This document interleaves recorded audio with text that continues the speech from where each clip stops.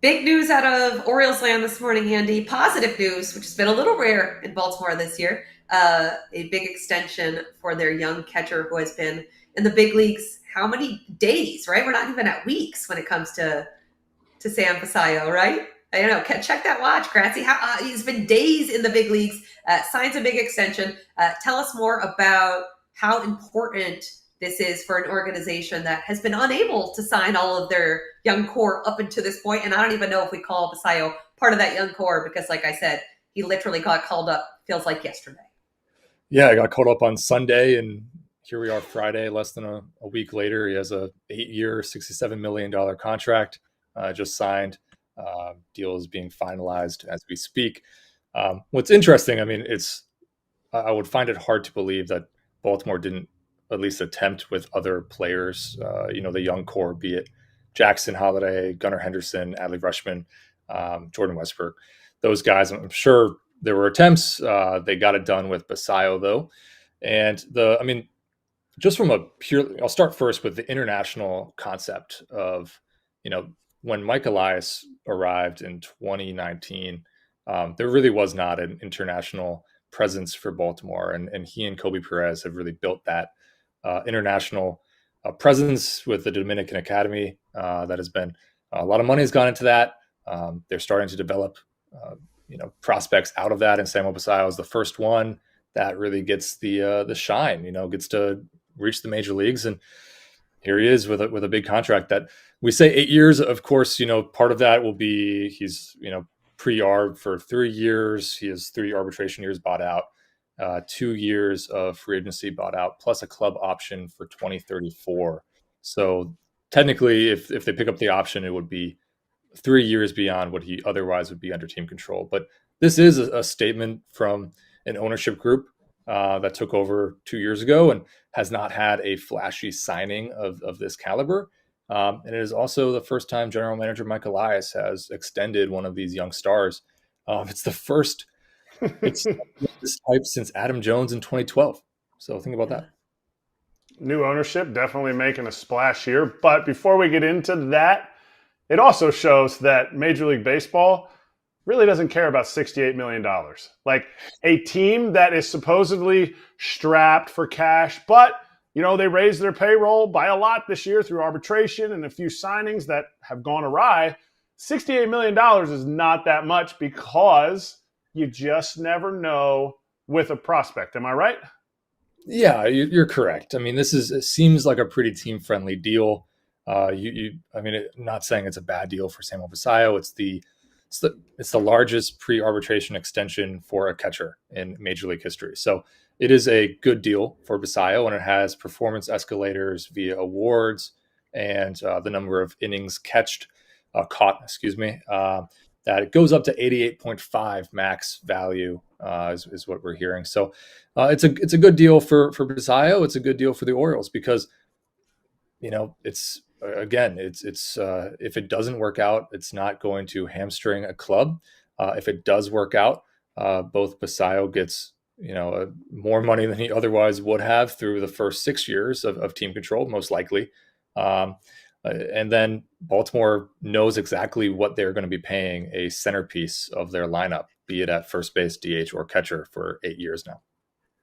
All right, Andy, before we get into how it affects his teammates or comparisons there, any idea if there were other much lower offers earlier this season? Because it's not like this didn't happen since Sunday. Like if you give everybody kind of the, these contract talks are happening, and he passed that automatic window where he could still become rookie of the year next year. How much of these talks were going on in the minor leagues while he was hitting, I think, 23 homers in Norfolk? And you're sitting there going, well, hey, we'll hold this over you. You sign this, we'll call you up. Oh, wait, no, teams don't do that, Andy. So now all of a sudden it gets put out there, and it's the largest contract. Because first things first, they didn't offer the largest contract. And Samuel goes, oh, okay, cool. There's a negotiation in all this. Oh, naturally, there's a negotiation. I don't know the exact details of that. We do know that Scott Boras 2 years ago said that He gets calls just about every day about Jackson Holliday and Gunnar Henderson. So this is not something, Mike Elias, the Orioles GM, has, always been tight-lipped for many, for most things, but especially when it comes to extension talks, he always says it's not really worth bringing it up in a public setting. So I wouldn't be shocked, obviously, if this was a massive back and forth for a while. It could definitely, but this seems like a deal that definitely Basallo was comfortable with. The Orioles are comfortable with it. It's probably a case where, they have attempted with other players at the same time. Those deals just haven't gotten done for a variety of reasons. I think you can't discount the fact that Adley Rutschman's signing bonus was $8.19 million, I believe, or no, that was Jackson Holliday's. I think Adley's was $8 million. So they get, as a drafted player, you do get a pretty large signing bonus, especially when you're a 1-1 right out of college or high school. In Jackson Holliday's case, for Basallo, it was a $1.3 million signing bonus when he was 16. So this guarantees him more than he otherwise would have, which I think plays a role. I mean, this international signee is maybe more willing to sign earlier than somebody that has already been paid and hopefully has good money people that know how to invest that. Andy, speaking of Rutschman, where does this leave his future? Because it very much seemed like he probably wasn't going to be part of the future because they haven't been able to extend him. He's back on the injured list again. He struggled with injuries this year. Last year, he was, in my mind, I don't know if you agree with this, probably the most disappointing player, especially after about the midway through the season. Do you think, and Eric and I were talking about this before the show started, they could have had Bobby Witt Jr. at that one spot? Like, are they going to ultimately look back at this and say, he was good, but not great? I think about Matt Wieters and the hype that preceded him in Baltimore and how he was good, but never as good as he was supposed to be. Are we going to be saying that about Adley, you think, maybe in 10 years as well? Yeah, we'll see. The injuries this year have really hampered his ability to prove that 2024 was an anomaly. He's on the injured list with another oblique strain. First was a right oblique, now it is a left oblique. So not the same, not the same oblique. But yeah, this Adley is a great defensive catcher. I know the metrics to begin this year weren't great, but he has elevated his catching ability of late, and he's a good game caller. So I still view in the long run Adley as the number one catcher, at least through 2027 when he's under team control through 2027. He could mix into the first base conversation. He could be DH also. But when you look at just how this, the breakdown basically of playing time, you need two catchers. And Basallo can play first base and also DH. So I think it'll be a little bit of a rotation between those positions for all of them. Add in Kobe Mayo at that first base DH option. It remains to be seen what Ryan Mountcastle's long-term future in Baltimore would be. As a 28-year-old, it's kind of funny to imagine him as, the veteran, the longest tenured, I believe the longest tenured Oriole at this point, now that Mullins is gone. So yes, this is a little bit of a eye opener for Adley Rutschman. Doesn't necessarily mean that they're going to offload him immediately. He's still under team control. He's still a good catching option. And I imagine that at least for the immediate future, probably through 2027, he will be in the mix. But we'll find out. I mean, it's probably a little bit of a eye opener for some of the longer tenured, young guys, be it Gunnar or Jordan Westberg or Adley Rutschman, Jackson Holliday, of like, wow, this guy that just turned 21 a week ago, debuted less than a week ago, is now, going to be here for the long term. So it's definitely a statement of intent for Baltimore, and maybe it applies a little bit of pressure on other guys and their agencies to try to work out a deal that is a little bit more team friendly. But we'll find out. FT fans, you want to have confidence when you go out in public? Absolutely. We can't all wear a backwards hat like me, but you can get some True Classic fit shirts. It almost looks like, oh, wow, this shirt was tailored for me. Nope, it's every True Classic. This John is soft, it is smooth, and it makes you look a little jacked. I'm just saying. And Kratz, you are jacked, and you are spot on. True Classic is the spot to go if someone's like, where do I get shirts? True Classic. The colors are fantastic. They've sold over 25 million shirts to more than 5 million customers. Their shirts just win.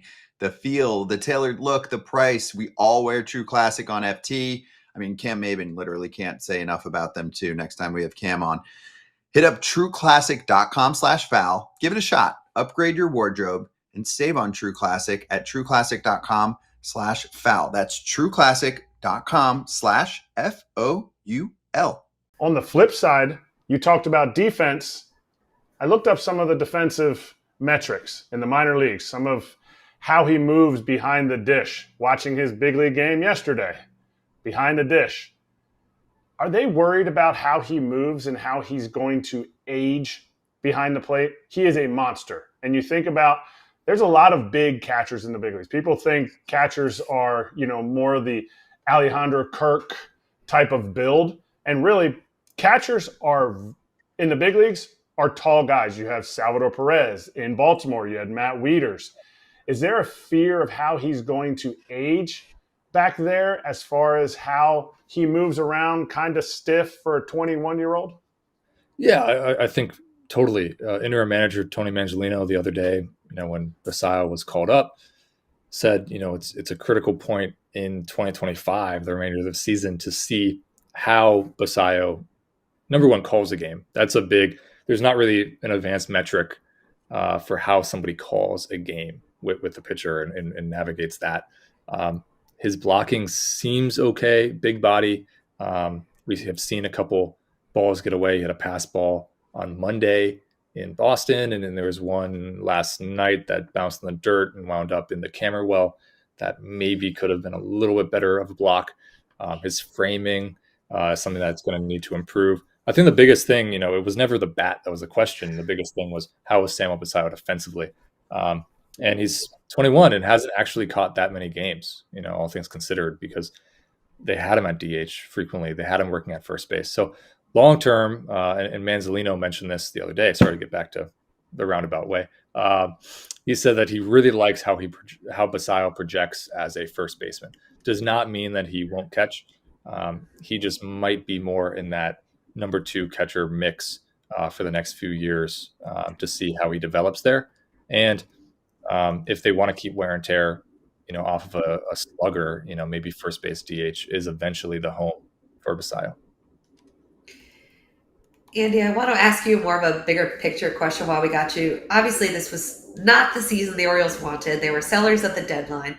How do you assess this club now moving forward? In your mind, are they going to go out and finally spend money this winter and kind of go for it heading into next season? Are they going to kind of play it as, oh, bad luck, our model said we should have been better, and improve on the edges? Do you think this actually kind of sparked a lot of change in the front office, watching kind of their plan blow up a little bit? Well, I think it has to. I mean, this was a plan that completely blew up. It is sure the model probably didn't predict 16-34. I don't think they would have necessarily believed that, going into the season as any possibility of happening. But it did happen, and the injuries were obviously on the extreme side with the number of pitchers that were injured, but they didn't necessarily plan for losing. I mean, they knew that Tyler Wells and Kyle Bradish were not going to be part of the mix. Charlie Morton had a good rebound and became a trade deadline guy, but was historically poor for the first five or six starts of his time in Baltimore. So those were not big time moves. I think they must make big time moves this offseason, particularly rebuilding a bullpen. This is a bullpen that you're now without Felix Bautista, their closer, for all of 2026, pretty much. He underwent surgery for a torn labrum and torn rotator cuff and is going to be out for at least 12 months. So you're trying to replace a all-star closer from 2 years before. That's not going to be easy. There is not really anybody in their farm system that looks like an elite back-end reliever at this point.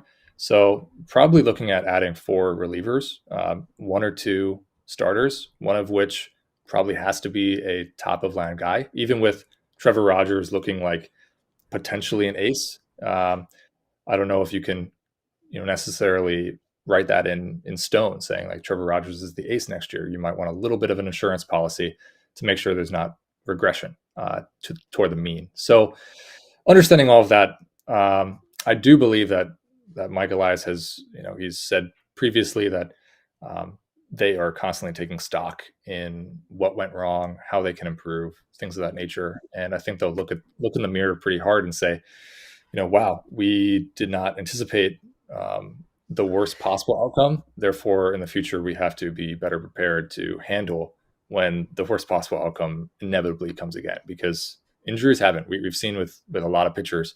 I mean, you have Grayson Rodriguez on the show all the time, and he didn't throw a pitch this year, a meaningful pitch. So they obviously put a lot of stock into him being a big part of 2025. So how they go about this offseason is going to be incredibly telling. And maybe this is a sign that the front office is going to flex the financial muscle a little bit more of the ownership group.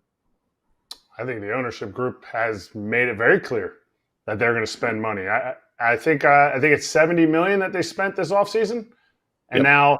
now they committed another 70 to one player, a young player, which they haven't done. Is Mike Elias the right guy? Is this ownership able, not saying fire him, because look, I think he's built some things, but I think a lot of the things that he does and sits there is, how can we build up all these prospects? Because they could have traded some of these guys for big pieces when they were a wild card team, when they were a division winning team. And he hasn't. And that doesn't mean he needs to get fired. I think too many times we fire people. Maybe more so, hey, lean into people who have made good offseason acquisitions. Because what you said is super crazy, to get two good starters, one of them being elite, and what'd you say, 4 bullpen pieces? Probably. That's massive. That's a massive haul. And you're saying you need somebody to step in, because I don't think Yunier Cano is that closer that they need to step in. So you need to pick up a big-time closer. Robert Suarez is going to cost $100 million, and you just don't see Mike Elias pulling these triggers in these moments. Is it possible that someone else could be brought in to maybe help, maybe supplement him in those decisions, or would that be totally undercutting him? I think that'd be undercutting Mike Elias. At least when David Rubenstein took ownership of this organization, he really emphasized how he believes in the vision of Mike Elias. He emphasized that part of the reason this team was on the up when he acquired it was because of the general manager. And David has been very clear that he's not a Steve Cohen type in New York. He's not going to, basically insist upon signing a certain player or take conversations on his own to go out and sign somebody. He is giving Mike Elias the freedom to do as he sees best, for better or for worse. It's probably not prudent for me to say exactly, to answer the first part of your question of if Mike Elias is the right guy. I do think he has built certain aspects of this team really well. The next step of it, though, is winning at the major league level. They, did it in 23 with 101 wins, but they have yet to win a postseason game. So that is the next step. And if they don't bridge that gap in 2026 and prove that they can be a postseason team, I think there's bigger questions as to whether Mike is the guy to lead this organization from a rebuild into, basically a juggernaut. And as you said, I don't know if that entire wish list is going to be possible. I mean, that is a heck of a deal. And, you might want to look at, I was kind of thinking like, if Alex Bregman opts out, is that somebody you look at? Kyle Schwarber, is that somebody you look at to add to the lineup, a veteran presence in the lineup? That would cost a lot of money too. We're talking about, a massive offseason that it might require more trades to get some of the pitching, especially. And to do that, it would require Mike being willing to part with some of the higher rated prospects that he, has yet to part with. At least, we've seen, Kyle Stowers and Connor Norby for Trevor Rogers, which it didn't start well, but now it has. And, you've seen the Corbin Burns deal that included DL Hall and Joey Ortiz. Those in hindsight look pretty good deals. If you can swing something like that, especially for a starter under team control, that would be a great way to begin the offseason rather than having to go out and get somebody on a free agency deal. We'll see, but it's a massive offseason for Mike. I imagine he will have the opportunity to resurrect what was a disappointing 2025. We'll see what 2026 and beyond mean for this team, and obviously Mike at the helm of it.